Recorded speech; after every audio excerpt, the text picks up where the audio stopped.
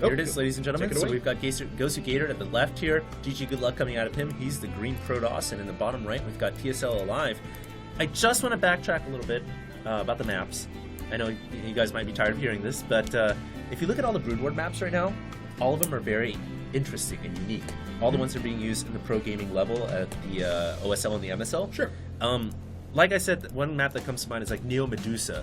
You've got a map that it's one of the most intriguing maps ever. Heartbreak Ridge, also very intriguing. All the maps in Brood War are very, very unique, and as StarCraft 2 continues to evolve, I think we're going to see more unique maps come out that really promote extremely interesting playstyles. Yeah, I think we need to get away from one big open area in the middle with only one, maybe a second attack path that's controlled by Xel'Naga Towers that relies on positioning and having your entire army in one place. Yeah. So here's food for thought, guys, and I know I've said this before, but I'll try to explain it a little better because I know it's a little confusing.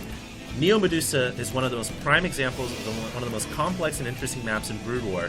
What you have is, just imagine main natural, same mechanic. It's a 3-player map, but the very interesting thing is on the outside of your main, there's a constant high ground ledge that encompasses your entire main, and the only way to enter it is from the inside of your main or from the middle of the map where there's a huge destructible rock with like 10,000 hit points. Okay. So you can actually go up around your opponent's base to the high ground and surround them and siege them downwards if you can destroy the middle rocks in the middle of the map and open up that backdoor area. It's very, very interesting. That's just one example of a very cool map. There you go. Gatored was asking ALive if he was going to go to MLG, and he says no, he doesn't have any money. Oh, so sad face. Hopefully, Team SUV Life will get him over here at some point because he's a great player and a great spokesman for their team and just a good guy overall. But no, I agree with you. I really want to see something that just switches up play a little bit, encourages creative play, encourages a little bit different dynamics. So. Speaking of which, there was this other map that they always implement new maps in the map pool for OSL and MSL. Yeah. Every season, every couple months. One map, they always try new maps and some are not that good, but there was this one map that was really funny where the two mains were right next to each other. I don't think you remember this? It was insane. The two mains were right next to each other, and then they would have to expand outwards. It was crazy. I mean, that's just an example of some cool maps. Yeah.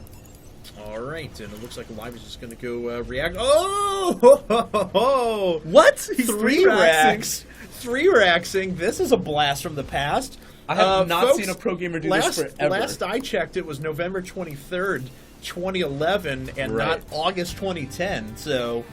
The probe is going to scout it, though. Oh, God. Oh, Gator knows exactly what's coming out. How does he choose to hold this? I mean, 4-gate, 1-gate robo with Immortals, and then go into 3-gate after that. I don't know. This is clever and fun. I don't know. Let's think about it. What is the methods that a Protoss has at his disposal to deal with the 3-racks all in? Mostly, let's see if he just tries to get Gator to overcommit and it expands right now. Because if he expands right now, no big deal. I don't think he's going to expand. He's adding on a 4th Barret. No. That's TechLab. He did just throw down 400 resources, though. I know he did. So. And the gas has been stolen by Gator, which I don't think is going to hinder ALive at all. Right. He's just producing Marines and Marauders. What? He's going for the gold. I was like, okay, I know he just spent 400 resources. Oh my god. ALive, you crafty SOB. Oh my god. This is so fun. So he's actually going to show a 3-racks, try to get his opponent to overcommit. Yeah. And there was the 1-gate robo into the 2nd gate, kind of like what I thought was going to happen. Maybe that Stop it going into check. Now Gator's got to be wondering, okay, why is the Tech Lab not researching, and why are there only 5 Marines there? Oh, it's researching now. I don't know if he caught... No. That just came up. That started researching after the Stalker I think left. he was checking on that. Yeah.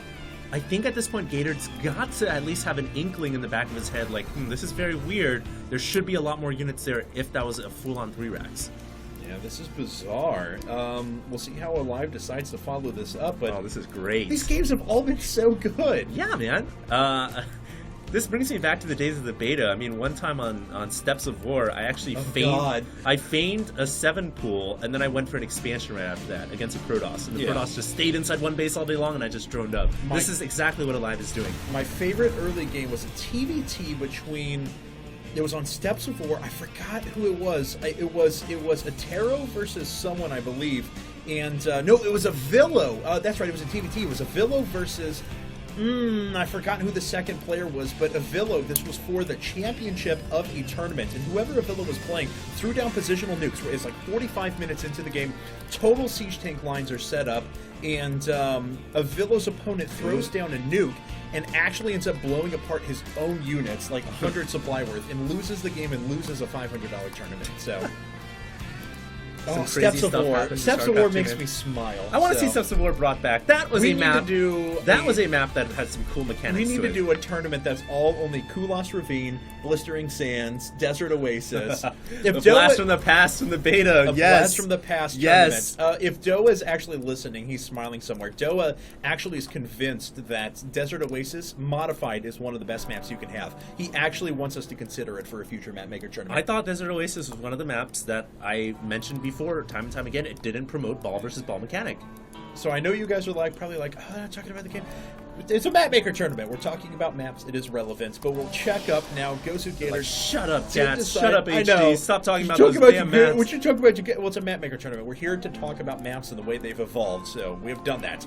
Anyway, Gatored, he's on 3-gate Robo. Before he decided to expand, he would have been safe to a normal 3 racks. That's exactly what I thought would happen, and this is playing exactly into TSL.aLive's hands because he does have the gold up and running now. I do not believe that Gatored knows it at all. No idea. Oh, and the scan goes down and Alive picks off the observer before it's able to see the gold. This is terrible for Gatored. Oh no! Gatored's operating under the assumption that either Alive is still on one base, or at best, Alive just expanded over to the natural. But little does he realize that Alive essentially has a gold right now. So Alive is basically, I would say, 2.5 bases right now. Right. Gatored's at 2 bases. That does not bode well for Gatored.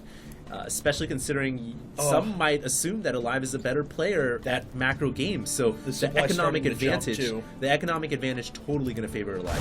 Oh, when Alive's going to go right through destructible racks again. Alive during this entire tournament has been so smart about his strategies, taking the Rich Vespian Geyser. We saw him on Alisar. Deluge. On Alisar Deluge, he decided to go after the 2 racks behind the bushes on the little ledge. He's just played so smart the entire time, and now GoSu.Gatored's like, where did those units come from? Yeah, Gatored might not even know that there's a backdoor rock to his third right there. Now, basically... He saw the orbital command. He saw it. Okay, that's huge. I don't know how he saw it. He must have snuck a probe in there, but he saw it. He's going to warp in a pylon. He's also bringing in a warp prism as well. Now Gatored knows exactly where he's at in this game. He knows exactly what TSL.aLive did. He feigned the 3 racks aggression into a gold expansion. So now Gatored should be able to have a timing to make something happen, but he is behind right now. He is, and Alive's tech is so good. Look at this. No forges, just the Warp Prism, no Robo Bay, no Twilight Council, nothing. Gatored's tech is 0. Alive has a supply lead, a significant supply lead. He's up by 12, right now. And he has Ghost, and he already has Medivacs down, and he's already going after +1. So he is looking fine. A couple of Zealots managed to make their way in, but that's not going to disrupt all that much. Yeah, and now Gatored knows that he's pretty far behind in this game. He's got to make something happen. A supply depot being built next to the pylon, that's very funny. Zealots will probably take that out, and it looks like Alive here doesn't want to really fight in the middle of those towers. It's a pretty narrow choke point and a corridor where Protoss players really love it best. Gatored is going to have to find the best opportunity to strike here, but he knows he's behind. He's trying to go into that orbital command, but they will be caught off by Marauders and Marines. Very stressful situation right now for Gatored, because you got to imagine in his head right now he's thinking, what do I do? What do I do? What do I do? How do I win this game?